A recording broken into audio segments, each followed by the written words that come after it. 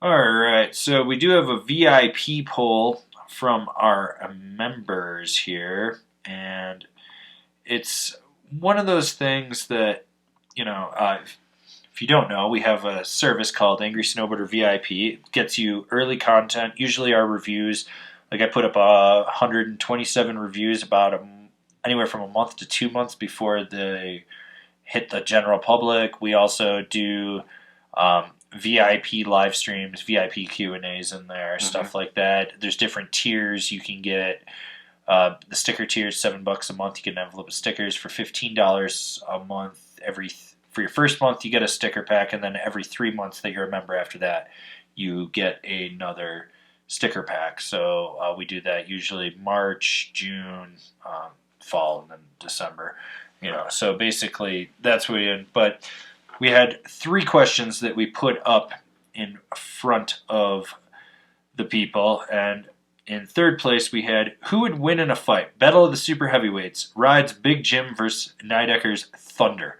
I'm really fucking upset that this thing still has not won the VIP poll. We want to talk about this. This is something we want. Damn it. We give you the opportunity and you people blow it.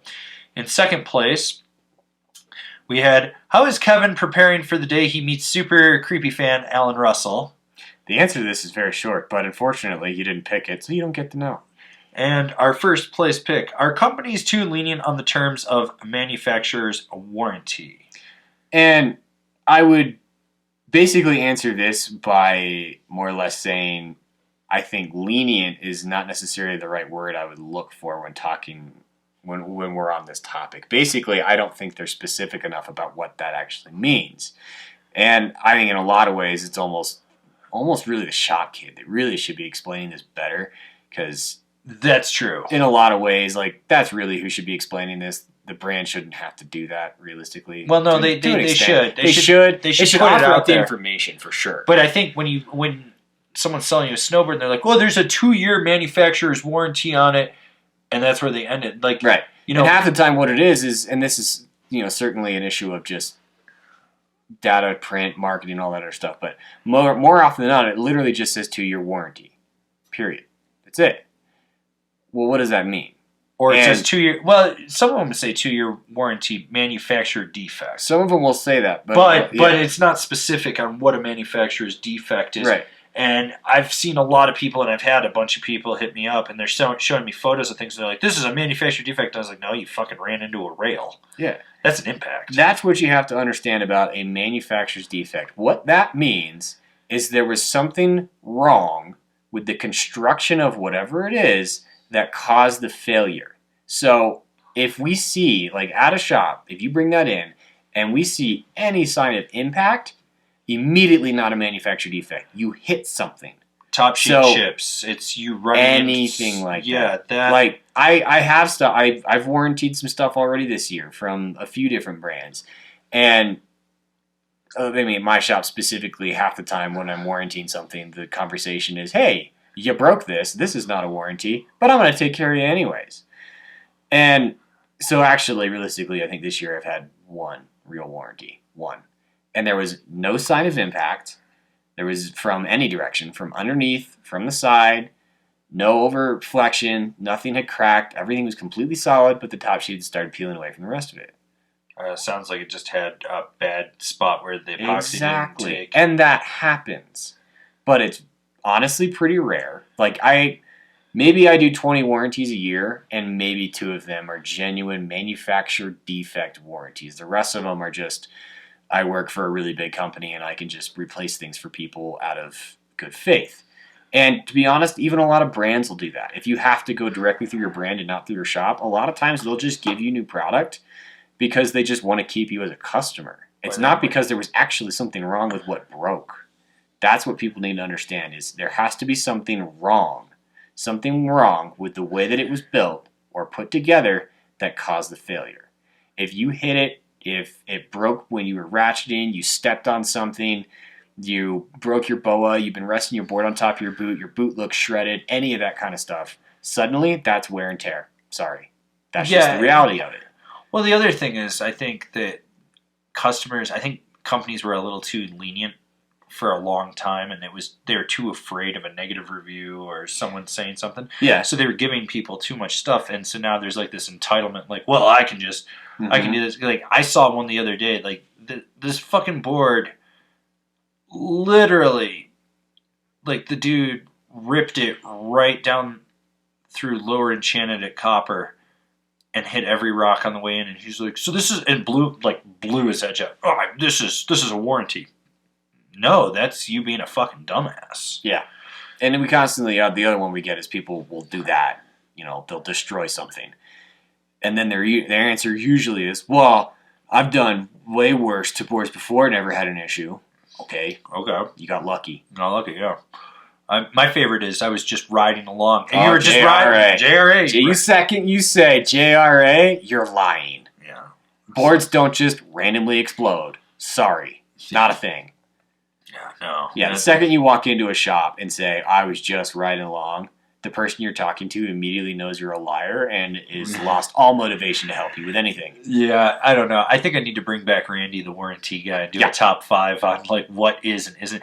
My favorite thing is the people were like, I was hitting rails and it broke and that's covered. And I was like, that's impact. Like if you actually, because I don't know if it was Capita or Rome, or it was one of those like brand, may have been Dinos, I can't remember, but there was something that specifically stated like everything that was completely not covered by warranty. And I remember I was in a shop and the guy was just arguing with me, so I went up and I pulled the sticker sheet off the bottom of the same board he had, brought it down. I was like, can you read that?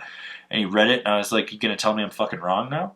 Mm-hmm. He's like, this is bullshit, I paid blah blah blah. And I was like, yeah, dude, you ever buy a car, take it off the lot, and hit a fucking deer with it? It's not their problem. Yeah. It's not the dealer's fault. It's not the manufacturer's fault. You hit a fucking deer. Mm-hmm. That's an impact. Right. And just because you buy SUV with 4-wheel drive doesn't mean that if you go try and take a rock climb and you break it, that it's the car's fault. Yes, it's a 4-wheel drive car designed for off-road, but that doesn't mean you can literally go off-roading with it. It's the same thing when you buy a park board.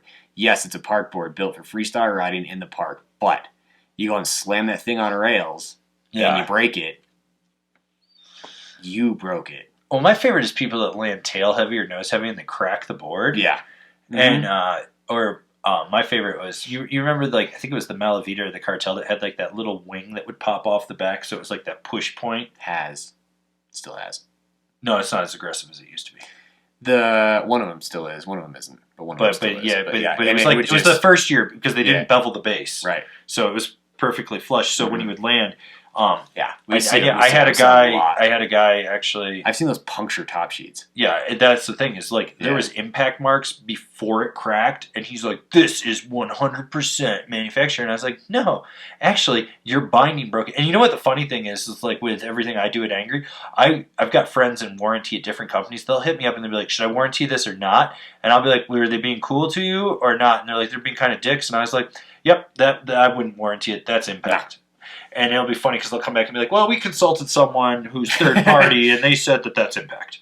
Well, I want to talk to him. All right, you can come fucking talk to me. I'll just call you a fucking dumbass. Yeah. I don't care. Yeah. But I think for a while there, I mean, it's all in how you approach it. Like, I love being at demos and seeing someone come up and try to warranty something at a demo, and I'm like, oh, this is the worst time to do this. Yeah. Oh, Jesus Christ.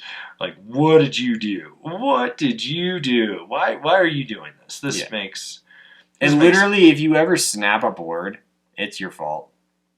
I have never, maybe you have, but I certainly have never seen a legitimate warranty with a broken, like with a snapped board. I have. It was a finger joint core, and it came apart. It wasn't impact. You could tell. You could tell. But it was a finger joint. I mean, sure.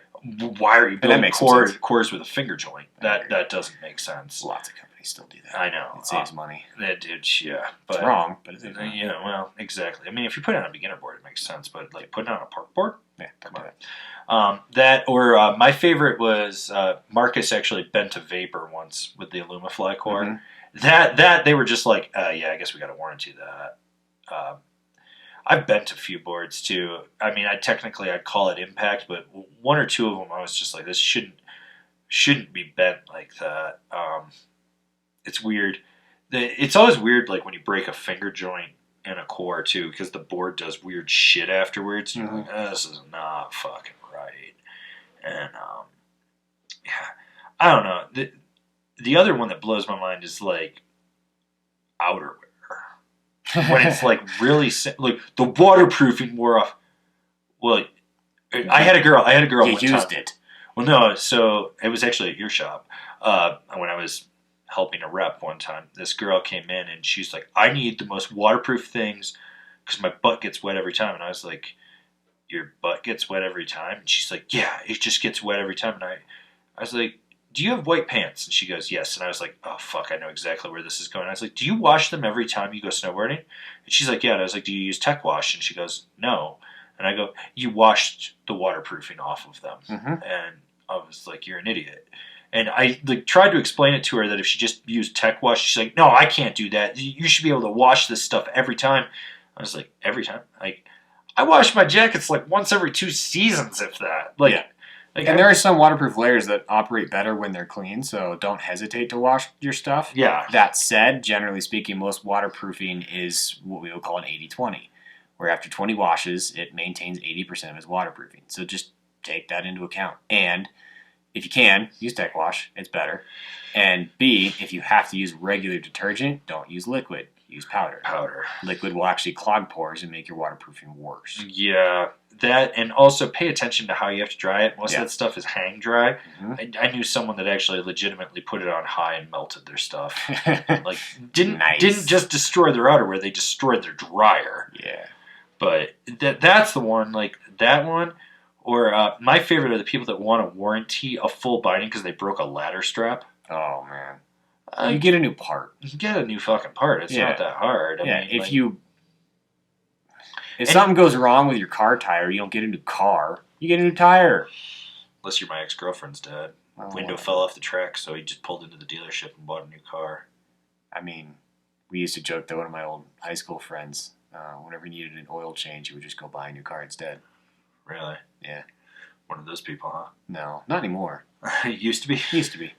But yeah, binding strips. I mean, here's the thing that I love is like people are so afraid to DIY a fix. Oh yeah. Like, so what if you get a ladder strap and it doesn't exactly fit the binding? You can cut it and shave it down and make it fit. I still do that. I do that.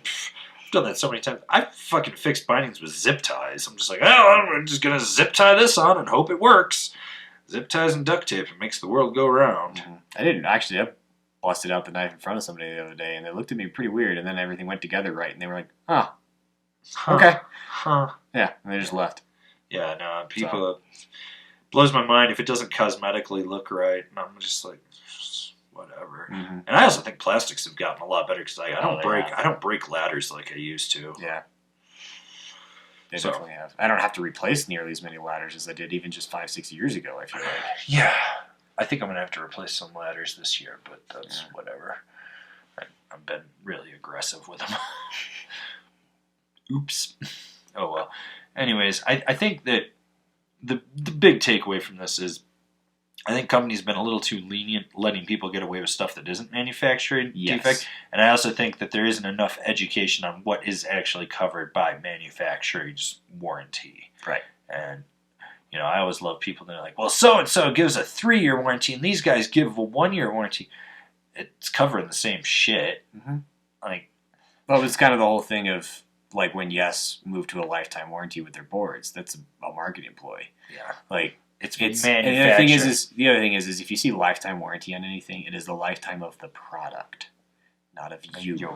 Yeah. So, your 20-year-old whatever bindings that had a lifetime warranty on the frame, yeah, that warranty is probably not good anymore. So if you go to that brand and they tell you no, then sorry. If they tell you yes and they actually get you new bindings, be very thankful. Yes. That's the other thing. It's all in how you deal with the people, too. Like, I love seeing people that are just overly entitled. And they're like, I spent this much money, blah, blah, blah, and you need to do this, and you're ruining the... And it's like, they don't need to do shit. Yeah. Like, you can just be like...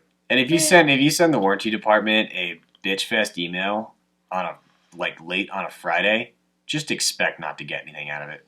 Or even a response. They may just not even respond to you at that point. If you really want to be cool with the warranty people and they tell you to send something in, go buy some shooters of vodka and a couple cans of Red Bull, tape it to whatever, or put it in there with a little note that says, hey guys, have a drink on me. Or even just put some whiskey shooters in there or something. Guaranteed, guaranteed you're going to get something back. When I used to manage this one shop in New York, that was how I dealt with warranty every time, because I worked for a Red Bull distributor. He owned the shop, and we would throw like a 4-pack of Red Bull in there and some vodka. Everything always came back warranted. Like, we'd always get a letter back and be like, "Hey guys, thanks for giving us that drink. We got it on a Friday. It was awesome." And that's how you deal with it. Like, I've warranted plenty of stuff that I've broken over the years. Be nice to the warranty and people. Stuff that was like legitimate. Like, I did have a Burton one year that it always had this weird dimple in it, and I never really thought anything. I was like, oh, it's probably just a little factory second. And then one day it just got cold. It was like super cold out, and that thing just swelled to like the size of a golf ball. And I was like, what the fuck is that? And it was like, it went from being the size of a dime to the size of a golf ball. And that was trapped moisture in a core that had no impact. It was like, it was in the dead center of the board, and there was just no way that anything could do that. And Burton actually lost that board. They lost my replacement and sent me the wrong thing. And I was like, fuck! Oh, well, such is life. But that was before they had the W48, so. Yeah.